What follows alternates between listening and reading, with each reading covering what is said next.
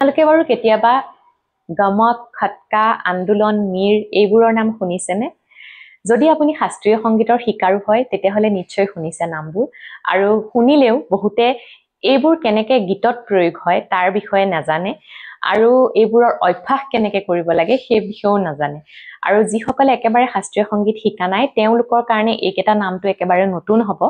গতিকে আজিৰ ভিডিঅ'টো তাৰ ওপৰতে আমি আলোচনা কৰিম নমস্কাৰ মই কংকনাই অন্য এটা নতুন বিষয়ৰ সৈতে আপোনালোক সকলোকে পুনৰবাৰ স্বাগতম জনাইছো মোৰ চেনেল কেকে মিউজিকেল সহায় লৈ আশা কৰিছো আপোনালোকে মোৰ আগৰ ভিডিঅ'বোৰ চাই পেলাই বহুত ভাল পাইছে উপকৃত হৈছে আৰু মই যিমান পাৰো সিমান সৰু সৰু টিপছবোৰ শৰ্টছ আকাৰে আনিবলৈ আপোনালোকৰ আগলৈ চেষ্টা কৰি আছো আপোনালোকে যেনেকে লং ভিডিঅ'বোৰত মৰম দিয়ে তেনেকে শৰ্টছবোৰতো মৰম দিব বুলি আশা কৰিলো আৰু এইখিনিতে কৈ থৈছো যিসকলে চেনেলটোলে নতুনকৈ আহিছে তেওঁলোকে প্লিজ চেনেলটো এতিয়া সাবস্ক্ৰাইব কৰি কাষত থকা বেল বাটনটো হিট কৰি থৈ দিব যাতে মই ভিডিঅ' দিলেই নটিফিকেশনটো সোনকালে পায় তেতিয়াহলে বলক ভিডিঅ'টো আৰম্ভ কৰো আৰু ভিডিঅ'টো একেবাৰে আৰম্ভণিৰ পৰা শেষলৈকে চাব তেতিয়া আপোনালোকে গোটেই কনসেপ্টটো ক্লিয়াৰ হ'ব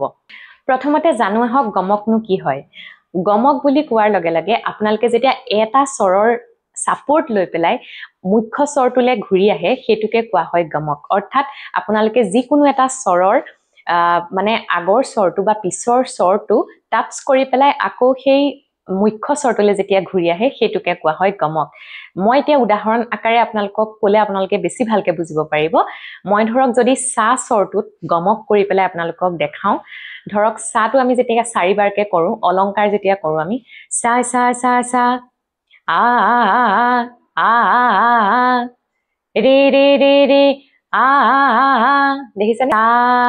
যেতিয়া মই সাটো কৈছো তাত মই নিটো টাচ কৰি পেলাই সাটো কৈছো সা আ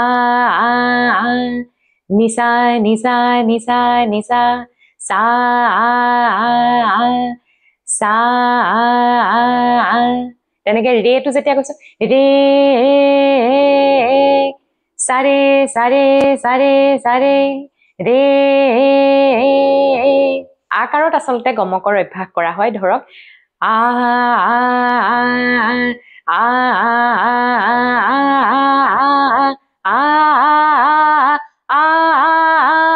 তেনেকে কৰে আহিছো আমি নেক্সট খটকালে খটকা কি হয়নো গমকৰ নিচিনাই এটা অৰ্নামেন্টছ হয় সংগীতত প্ৰয়োগ হয় বিশেষকে সুগম সংগীতত প্ৰয়োগ হয় যিকোনো ধৰণৰ সুগম সংগীতত বা লঘু শাস্ত্ৰীয় সংগীতত প্ৰয়োগ হয় খটকা বুলি কোৱাৰ লগে লগে আপুনি যিকোনো স্বৰ এটা যেতিয়া প্ৰয়োগ কৰিব সেই স্বৰটোত এক্স্যাক্টলি সেই স্বৰটোতে আপুনি টেপ কৰিব লাগে ধৰক মই সাটোত যদি খটকা প্ৰয়োগ কৰি পেলাই কৰো তেতিয়া আপোনালোকে ভালকে বুজিব পাৰিব সা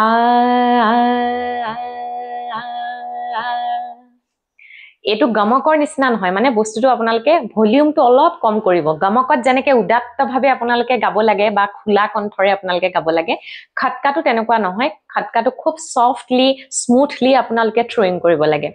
সা সা সা সাতে থাকিব খালি টেপ কৰিব লাগে মানে সা সা মানে জুকাৰি জুকাৰি দিব লাগে বস্তুটো স্বৰটো হেতু কোৱা হয় খটকা খটকাও বহুত গানত প্ৰয়োগ হয় আপোনালোকে যেতিয়া বস্তুটো ভালকে কৰি গৈ থাকিব তেতিয়া আপোনালোকে দেখিব যিকোনো ধৰণৰ গীততে খটকা প্ৰয়োগ হয় আপোনালোকে ভালকে মন দি শুনিলে বস্তুবোৰ ধৰিব পাৰিব আপোনালোকক ইতিমধ্যে মই কৈছোৱে খটকা আৰু গমকত এইটোৱে ডিফাৰেন্স যে গমকত আপুনি খুব পাৱাৰফুল হৈ পেলাই অভ্যাস কৰিব লাগে আৰু খটকাত আপুনি খুব স্মুথলি ভয়েসটো জাস্ট টেপ কৰিব লাগে যেটো স্বৰ আপোনালোকে ইউজ কৰিছে সেই স্বৰটোতে জাস্ট আপোনালোকে জুকাৰি জুকাৰি তাতে থৈ আহিব লাগে মানে বেলেগ স্বৰৰ তাত কোনো টাচ নাথাকে গতিকে আপোনালোকে বস্তুটো নিশ্চয় বুজি পাইছে আৰু টেকনিক্যালি যিমান আপোনালোকে অভ্যাস কৰিব সিমান আপোনালোকৰ বস্তু ক্লিয়াৰ হৈ গৈ থাকিব গমকৰ বিষয়ে জানিলো খটকাৰ বিষয়ে জানিলো এতিয়া আন্দোলনৰ বিষয়ে জানো হক আন্দোলনটো কি হয় এক্স্যাক্টলি আন্দোলন বুলি কোৱাৰ লগে লগে আপোনালোকে নিশ্চয় গম পাইছে মানে আন্দোলিত হোৱা এটা স্বৰৰ পৰা অন্য যিকোনো এটা স্বৰলৈ যেতিয়া আপুনি যাব একদম লাহে লাহে আন্দোলন কৰি কৰি যোৱাটোকে কোৱা হয় আন্দোলিত মই আপোনালোকক উদাহৰণ স্বৰূপে বুজাই দিও আন্দোলনটো একচুয়ালি কেনেকে প্ৰয়োগ হয় আপোনালোকে ধৰক সা ৰে দুটা স্বৰে ললে খালি আপোনালোকে এটা কথা মনত ৰাখিব খটকা আৰু গমকত বিশেষকৈ খটকাতটো পাৰ্টিকুলাৰলি এটা স্বৰেই প্ৰয়োগ হয় গমকত আপোনালোকে যিকোনো এটা স্বৰৰ সাপোৰ্ট লৈ পেলাই গমকটো কৰিবলগীয়া হয় সাটো গাওঁতে যেনেকৈ নিৰ সাপোৰ্ট লৈছে তেনেকৈ আন্দোলনত আপোনালোকে সাপোৰ্টৰ কোনো কথা নাই প্ৰত্যেকটো স্বৰ স্পষ্টকৈ আপোনালোকে টাচ কৰিব লাগিব ধৰক আপোনালোকে সাৰে গাইছে নহয় সাৰে সাৰে সাৰে আন্দোলন যেতিয়া আপুনি কৰিব স্বৰত নকৰে আকাৰত আন্দোলনৰ অভ্যাস কৰে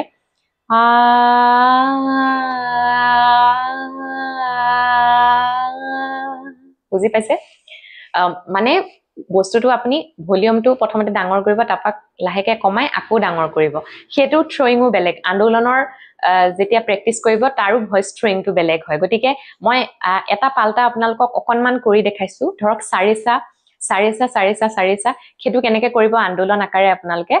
সাৰেসা সাৰেসা সাৰেসা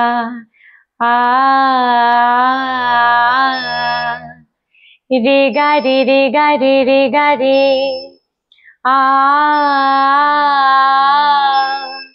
গামা গা গামা গা গামা গা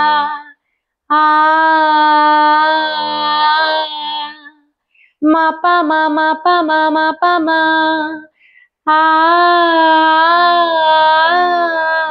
বুজি পাইছে গোটেইটো কৰি নাই দেখো আপোনালোকে ঘৰত অভ্যাস কৰিব কেনেকৈ সা সা ৰে গা মা পা সেইটো কৰিব পাৰে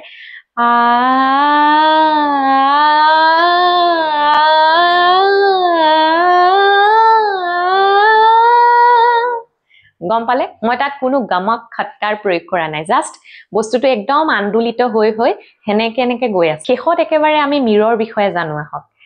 যিকোনো এটা স্বৰৰ পৰা অন্য যিকোনো এটা স্বৰলৈ একদম ৱেভ কৰি পেলাই যেতিয়া যাব সেইটোকে কোৱা হয় মিৰ বুলি মানে খুব স্মুথলি যাব লাগিব সেইটো আপুনি সাইডৰ স্বৰ হ'ব লাগিব বুলি কোনো কথা নাই কাষৰ স্বৰটোলৈকে যে যাব লাগিব তেনেকুৱা কথা নাই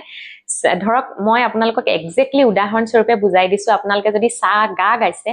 সা গা মই সা যেতিয়া গাইছো সা গা এক্সেক্টলি আপোনালোকে যেতিয়া গায় তেতিয়া সা গা তেনেকে গায় মানে ডাইৰেক্ট যেতিয়া স্বৰবোৰ লগাই কিন্তু যদি মিৰ আপোনালোকে প্ৰয়োগ কৰিছে তেতিয়া কেনেকুৱা হ'ব শুনিবলে সা গা সা গা মই গালে যাওঁতে ৰেগা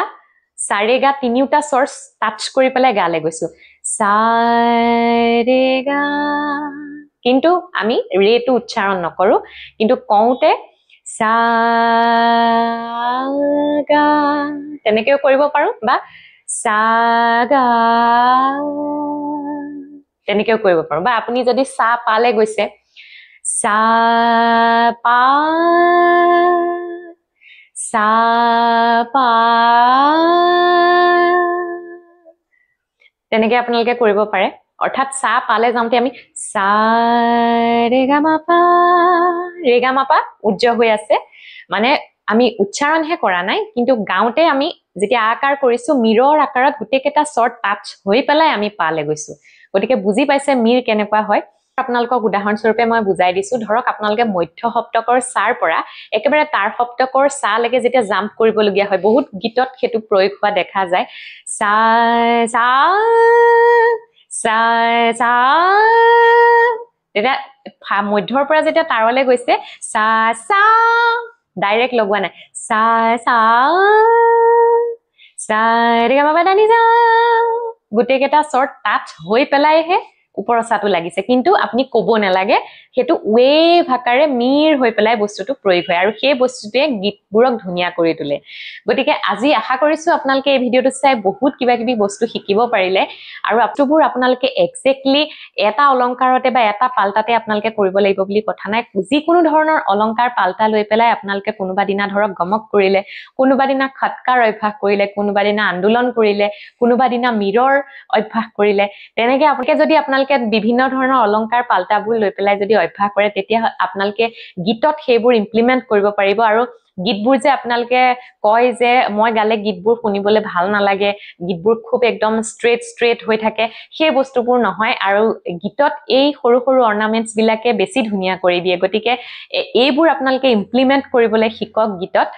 যিমান অভ্যাস কৰিব সিমান আপোনালোকৰ অট'মেটিকেলি আপোনালোকে গীতত সেইবোৰ নিজে নিজে প্ৰয়োগ কৰিব পাৰিব। আৰু মই এনেকুৱা ধৰণৰ ভিডিঅ' আনিম যে গীতত এইবোৰ বস্তুৰ কেনেকুৱা ধৰণৰ প্ৰয়োগ হয়, কেনেকে ক'ত বস্তুবোৰ প্ৰয়োগ হয়, যিকোনো এটা গীতত ধৰক মই তেনেকে এটা ভিডিঅ' বনাম আপোনালোকৰ সুবিধাৰ কাৰণে। আপোনালোকে এক্সেক্টলি কেনেকে ক'ত খটকা মিৰ গমক প্ৰয়োগ হৈছে আপোনালোকে যাতে ভালকে বুজিব পাৰে।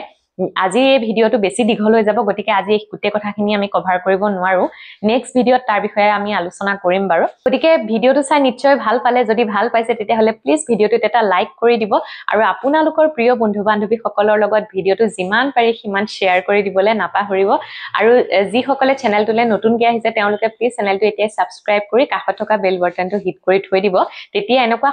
বহুত ধুনীয়া ধুনীয়া টপিক আপোনালোকৰ মাজলৈ মই লৈ আনিবলৈ চেষ্টা কৰি থাকিম। আৰু শৰ্টছবোৰ আপোনালোকে যিমান পাৰি সিমান চাব।